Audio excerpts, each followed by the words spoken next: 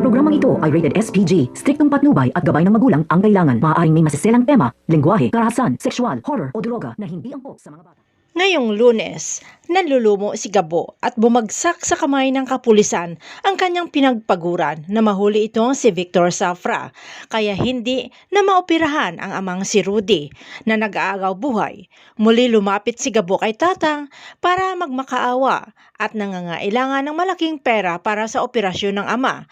Kaya muli siyang binigyan ni Tatang ng isa pang misyon na kukunin ang ginto dito sa kay Mr. Chan dahil sa kagipitan ay handa si Gabo na sumunod sa utos kahit mag-isa lamang, habang si Betchay naman nanliliit sa sarili na parabang kailangan niya pang lumuhod at magmakaawa para lamang sa tulong na inihingi, lalong-lalo na kanina lamang ay nag-away sila ni Ebyang dahil nga sa ginawa ni Gabo dito sa kay Django.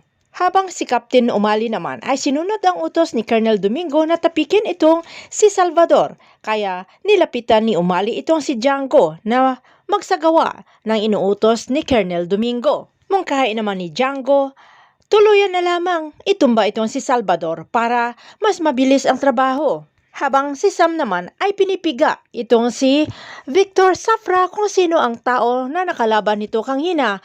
Ang walang iba ay si Gabo. Pero hindi kilala nga ni Victor itong si Gabo kaya walang makuhang impormasyon. Habang si Mariano naman ay galit na tinawagan itong si Ricardo Jacinto, ang ama ni Sam, dahil sa pagkahuli nito sa kanyang anak na si Victor. Na may babala itong si Mariano dito sa kay Ricardo na mauwi sa away ang kanilang pamilya kapag hindi nila pinakawalan itong kanyang anak na si Victor Safra. Samantala, handa nang hanapin talaga ni Sam ang nanggulo sa operasyon na walang iba si Gabo, habang si Lucas naman ay bumalik doon sa teritoryo ni Mr. Chan dahil sa pag-aakalang si Mr. Chan ang nagtimbog dito sa kanyang kapatid na nandoon na si Gabo na ginagawa ang kanyang misyon, at doon rin nagtagpo ang landas nilang tatlo, Lucas, Samantha at itong si Gabo na nag-away-away ang tatlong panig. Mukhang mabibigo na naman itong misyon ni Gabo ko kaya't tuluyan nang mawalan ng buhay ang kanyang amang si Rudy.